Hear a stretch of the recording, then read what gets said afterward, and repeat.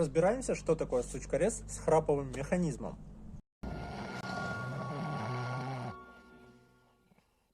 Механизм работает очень просто, как рычаг. Сжимаем, упор, разводим, режем дальше. Ходят слухи, что им можно разрезать ветку до 45 мм.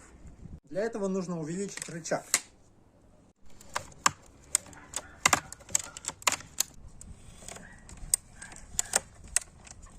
Вещь отличная, чтобы ухаживать за садом.